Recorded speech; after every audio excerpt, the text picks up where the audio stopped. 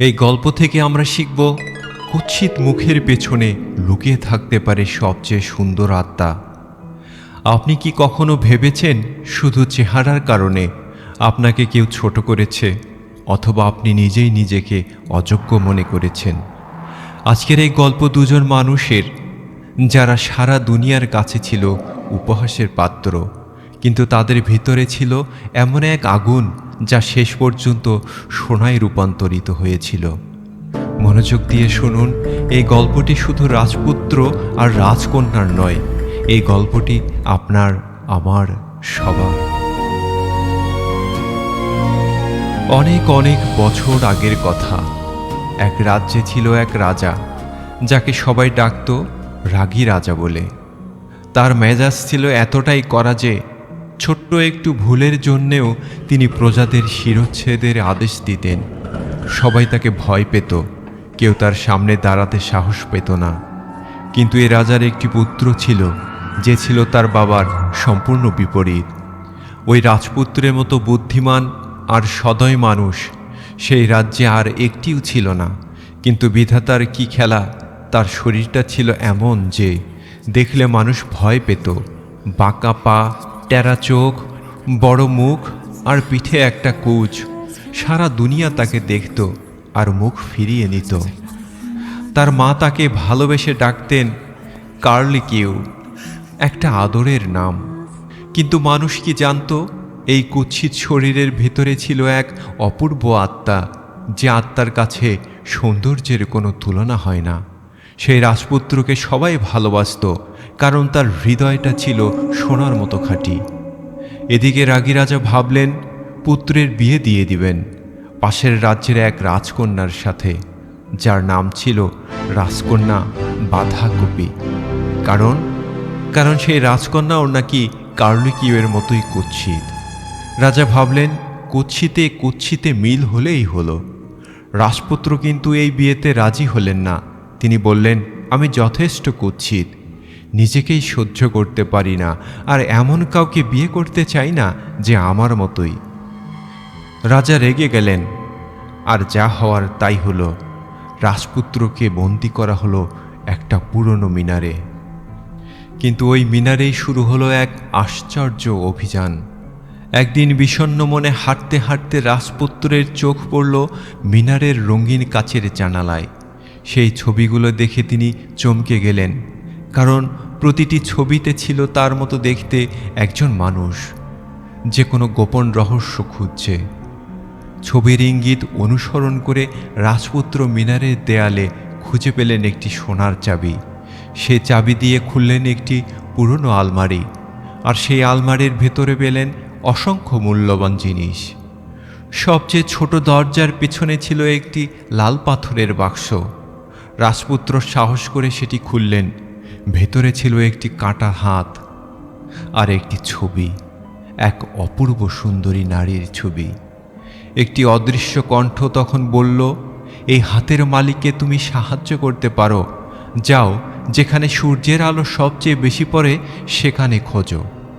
রাজপুত্র খুঁজলেন আর পেলেন মার্বেল পাথরের এক গোপন কক্ষ, যেখানে শুয়েছিলেন এক ঘুমন্ত পরী। তার চোখ দিয়ে গড়িয়ে পড়ছিল চোখের জল। ঠিক তখনই একটি বিশাল ঈগল ঢুকল ঘরে। ঠোঁটে ধরা ছিল একটি সোনালি শাখা, যেখানে লাল মণির মতো চকচক করছিল রুবি চেরি।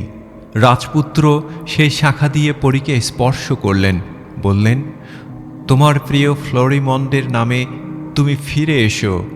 পরী জেগে উঠলেন। 200 বছর ধরে এক অভিশাপে বন্দী ছিলেন তিনি, আর এই ছোট্ট কুৎসিত রাজপুত্রের সাহস আর দয়া তাকে মুক্ত করল। পরী তখন রাজপুত্রকে জিজ্ঞেস করলেন, তোমার কি চাই বৎস? রাজপুত্র মাটিতে লুটিয়ে পড়ে বললেন, আমাকে একটু কম কুৎসিত করে দাও, আমি সারা জীবন নিজেকে দেখতে পারি না। পরী মুচকি হেসে সোনালি শাখা দিয়ে স্পর্শ করলেন তাকে। তুমি এখন থেকে রাজপুত্র পিয়ারলেস, অতুলনীয়। আয়নায় নিজেকে দেখে রাজপুত্র বুঝলেন কার্লি কিউ আর নেই। তার জায়গায় দাঁড়িয়ে আছেন এক সুদর্শন তেজস্বী যুবক। এবার আসি রাজকন্যা বাঁধাকপির গল্পে। এই রাজকন্যাও ছিল শারীরিকভাবে অসুন্দর। চলতেন ক্রাচে ভর দিয়ে, সারা দুনিয়া তাকে নিয়ে ঠাট্টা করত। এমনকি রাগী রাজা নিজেও তাকে দেখে বললেন, এর চেয়ে কুৎসিত কাউকে আমি দেখিনি। কিন্তু রাজকন্যা কাঁদলেন না, মাথা তুলে বললেন, আমি জানি আমি কেমন দেখতে, কিন্তু সেটা আমার পরিচয় নয়। রাগী রাজা তাকেও বন্দি করলেন সেই একই মিনারে। একদিন মিনারের জানালার ছবিগুলো দেখতে দেখতে রাজকন্যা নিজেকে দেখলেন ক্রাচ হাতে একটি সুন্দরী মেয়ের পাশে। মনটা কেঁদে উঠল। তখন হঠাৎ এক বৃদ্ধ পড়ি এলেন, বললেন, রাজকন্যা, তোমার কাছে আমি দুটি পছন্দ রাখছি। সাদা দিকে ফু দাও, তুমি জ্ঞানী, ভালো আর সুখী হবে। হলুদ দিকে ফু দাও, তুমি সুন্দরী হবে, কিন্তু অহংকারী আর চঞ্চল। রাজকন্যা একটু ভাবলেন, তারপর বললেন, সব তো আর পাওয়া যায় না, ভালো মানুষ হওয়াটাই আমি সেরা। আর সাদা দিকে ফু দিলেন। কিন্তু গল্প এখানে শেষ নয়। রাজকন্যা একা একা গেলেন এক জাদুঘরের দুর্গে। সেখান থেকে একটা অভিশপ্ত বাক্স উদ্ধার করতে হবে। পথে ছিল অসংখ্য বিপদ।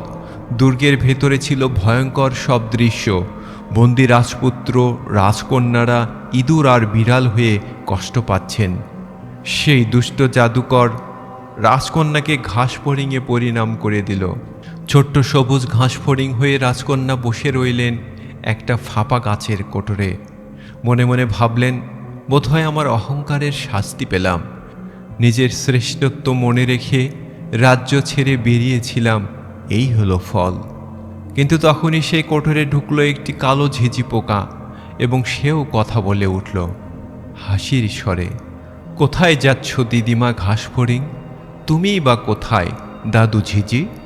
আরে সেই ঝিঝিটা আর কেউ নয়, রাজপুত্র পিয়ারলেস। দুজন দুজনের পরিচয় পেলেন। দুজনেই শুনেছিলেন সেই আদেশ, সোনালি শাখার সন্ধান করো। সাথে যোগ দিল দুটি ইঁদুর, তারাও অভিশপ্ত রাজকন্যা ছিলেন। চারজন মিলে বেরিয়ে পড়ল ছোট্ট দুটো পোকা আর দুটো ইঁদুর মহাবিপদের মুখে সোনালি শাখার খোঁজে। আর তারা পেল সেই বাগান, যেখানে গোলাপ ছিল লাল হীরার, ডালিম ছিল পান্নার, ভায়োলেট ছিল নীলকান্তমণির। পথে ছড়ানো মুক্ত, আর মাঝখানে মাথা উঁচু করে দাঁড়িয়ে সেই সোনালি শাখা, রুবির চেরিতে ভরা। সেই শাখায় স্পর্শ করতেই ঘাসফড়িং আবার হলো রাজকন্যা, আর ঝিঝি আবার হলো রাজপুত্র। দুজন চোখোচোখি করলেন আর হাসলেন, কারণ দুজনেই দুজনকে চিনতে পারলেন। কারণ এই মুখ, এই সুন্দর মুখ জানালার ছবিতে দেখেছিলেন তারা। পরে দৌসলিন এলেন, মুচকি হেসে বললেন, রাজকন্যা, তোমার এই মেষপালক মানুষটাকে বিয়ে করতে কি চাও? জানো কি সে কে? সেই রাজপুত্র যাকে তোমার বাবা তোমার জন্য পাঠিয়েছিলেন। দুজন থমকে গেলেন, তারপর একসাথে হাসলেন, কারণ এই পুরো যাত্রাটাই ছিল তাদের জন্য। এই গল্পে কার্লিকিউ আর বাঁধাকপির রাজকন্যা আমাদের শিখিয়ে দিয়েছেন, সৌন্দর্য কখনো শরীরে থাকে না, থাকে আত্মায়। আপনি যদি মনে করেন আমি কম যোগ্য, আমাকে কেউ পছন্দ করে না, আমাকে দিয়ে কিচ্ছু হবে না, তাহলে একটু থামুন। কার্লিকিউ জানতো সে কুৎসিত, তবু সে সাহস করে অন্ধকার মিনারে ঢুকেছিল। ভয়ঙ্কর বাক্স খুলেছিল, অভিশপ্ত পরীকে মুক্ত করেছিল। রাজকন্যা বাঁধাকপি জানত দুনিয়া তাকে নিয়ে হাসে, তবুও সে সুন্দর হওয়ার বদলে ভালো মানুষ হওয়াকে বেছে নিয়েছিল। সাহস করে একা বিপদের মুখে দাঁড়িয়েছিল। বাস্তব জীবনে আপনার সোনালি শাখা হতে পারে আপনার সততা, আপনার পরিশ্রম, আপনার দয়া, অথবা শুধু সেই একটি মাত্র সিদ্ধান্ত যেটা নিতে সবচেয়ে কঠিন মনে হয়। যখন মনে হবে বন্ধ পথ, মনে রাখবেন সবচেয়ে অন্ধকার মুহূর্তেই লুকিয়ে থাকে সোনার চাবি। আর সেই চাবি খোঁজার সাহস, সেটা আপনার মধ্যেই আছে।